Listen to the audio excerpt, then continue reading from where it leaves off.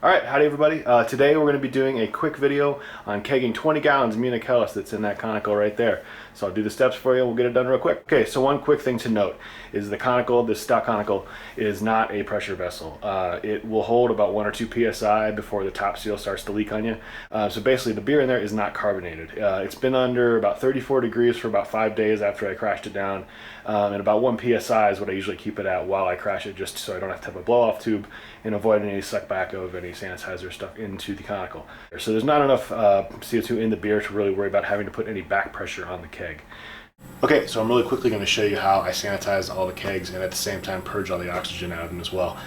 So basically a keg of sanitizer, I made it fresh this morning, 10 psi going into the gas side, and then just a jumper going from the liquid line to the liquid line of the keg that I want to sanitize and purge. So basically the pressure release valve has obviously been pulled, all the pressure is off the keg, so the sanitizer is flowing into the new keg, and it's going to fill all the way up with all 5 gallons, and then I'm going to turn it off, unplug it, flip it upside down for about a minute, make sure you get all the top of it sanitized, and then basically just do the same thing. So take this keg, put it here, get the next keg you want to sanitize, and just repeat the process. So we have 3 5 gallons and 2 2.5 gallon kegs to get all 20 gallons out of the conical today. Okay, so the other thing I like to do is while that one keg is flipped upside down and getting the top of it sanitized is also the last keg I did, go ahead and hit it with some more CO2 just on the top, just to make sure you've got all the oxygen out of it. So maybe 10 seconds of CO2 and then purge it in 10 seconds again, and then you should be ready to go. Okay, so the last step in sanitizing and purging these kegs is to sanitize the line that you're going to be using to transfer from the conical to your kegs. So this is just a 1.5 inch TC fitting to a ball lock fitting, and I'm going to go ahead and plug this into the last keg that I was sanitizing to get the sanitizer out of it, and then put it back into the storage keg that I used for the sanitizer. So here we go.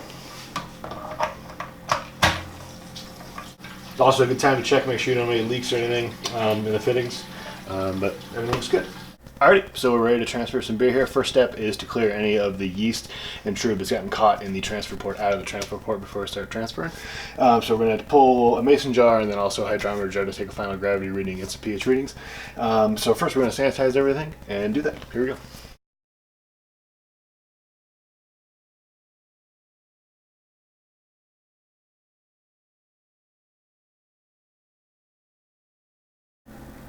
Okay, so I'm really quickly going to run over the setup and we're going to get to transferring some beer. 2 psi from the CO2 regulator coming into the top of the fermenter, and then our transfer tube is basically a 1.5 inch TC fitting to a ball lock for our transfer tube. And then on the other side of our keg I have basically just a blow off like you would a fermenter.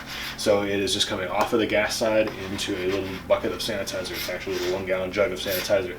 So completely closed transfer. You don't have to worry about the pressure release valve being open. I mean, nothing would ever technically get in there, but just to be double safe, this makes it double safe. So there's no way any kind of oxygen or anything from the outside world can get into that keg while you're transferring it. So here we go. The setup's really easy. Just plug this in to your liquid side like that, and we're ready to rock. Make sure this is in your sanitizer.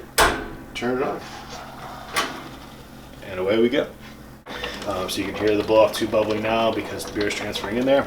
Our scale, I didn't tear it before I put the keg on, so it'll be about 50 pounds once it's full. If you tear it once you put it on there, 8 pounds per gallon. At 5 gallons, it's going to give you 40 pounds, so that's going to be a full 5 gallon keg. Okay, so there you go. It's a really simple process. I highly recommend anyone do it. It doesn't matter what scale of fermenter you have. If you have the capability to do a closed transfer, definitely do a closed transfer. From a sanitation perspective and from an oxygen pickup perspective, you can't beat it. So it's that simple. So there you go. I hope you learned something and have a great day and have fun brewing.